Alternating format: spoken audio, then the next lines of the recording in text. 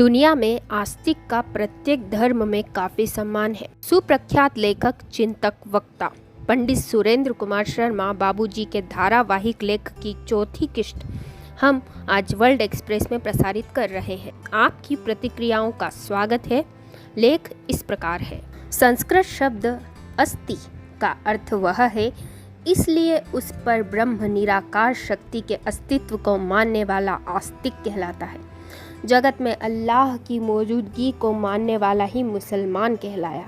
सनातन धर्मावलंबी भी निराकार ओमकार ध्वनि से अपना अस्तित्व जताने वाली सत्य पराशक्ति को स्वीकार करने वाले मानवों को आस्तिक मानते हैं।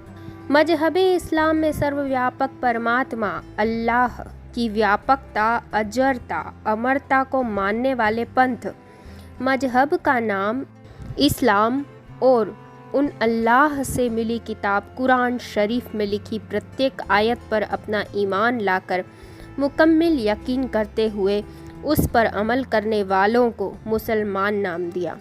यानी खुदा के वजूद को कायनात के जर्रे जर्रे में मानने वालों को मुसलमान आस्तिक तथा न मानने वालों को काफिर नास्तिक कहा।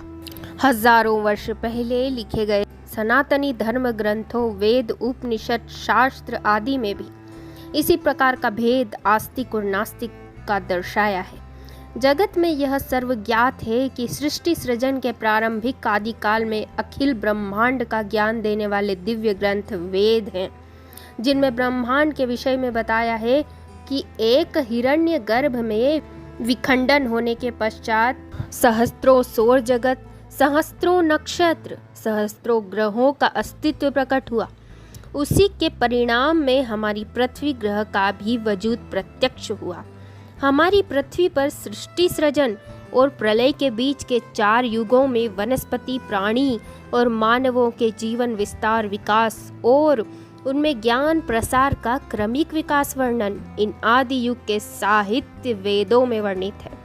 पृथ्वी पर प्रत्येक प्रलय, पृथ्वी पर सर्वत्र पानी ही पानी होना पश्चात किसी तरह बच पाए प्रबुद्ध मानवों द्वारा वैदिक साहित्य को सुरक्षित संभाल कर इस बचाए हुए वैदिक ज्ञान को धरातल पर पुनः आबाद होती मानव श्रृंखला में बांटकर अपने इस विस्मृत होते वैभवशाली वैश्विक ज्ञान का प्रबोधन श्रुति और स्मृति सुनकर याद रख पुनः जनमानस तक पहुंचाना द्वारा जन जागृति में लाने के प्रयासों से मानव पुनः अपने जीवन को सभ्य, शालीन, सुशिक्षित और सुसंस्कृत बनाने में संलग्न हो जाता है।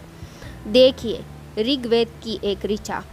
हिरण्यगर्भः समवर्तताग्रे भूतस्य जातः पतिरेक आसीत् सदाधार पृथ्वी द्यामुते मां कस्मै देवाय हविषा विधेम। सृष्टि उत्पत्ति का यह रहस्य ज्ञान है कि ब्रह्मांड में सबसे पहले तो एक धातुओं का उबलता हुआ वृहद गोला मात्र था।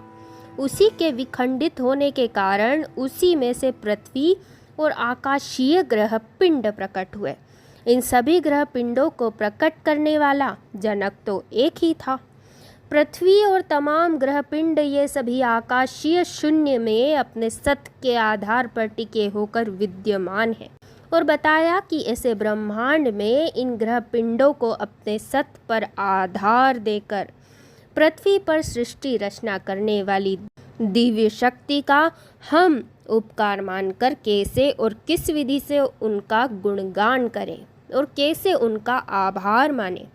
इन वेदों की रचना अति प्राचीन है। वेद शब्द संस्कृत भाषा की विद धातु से बना है। विद का अर्थ जानकारी है, ज्ञान है। संस्कृत भाषा की इसी विद धातु से वेद शब्द बना है। इसी विद धातु से विद्या शब्द विद या बना है।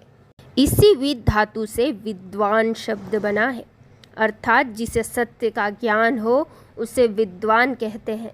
इसीलिए जगत के सत्य का उद्घाटन करने वाले साहित्य को वेद कहते हैं। हमारे भारतीय संस्कृत साहित्य में वैदिक ज्ञान बताता है कि पृथ्वी पर अनेक बार सृजन और प्रलय हो चुके हैं।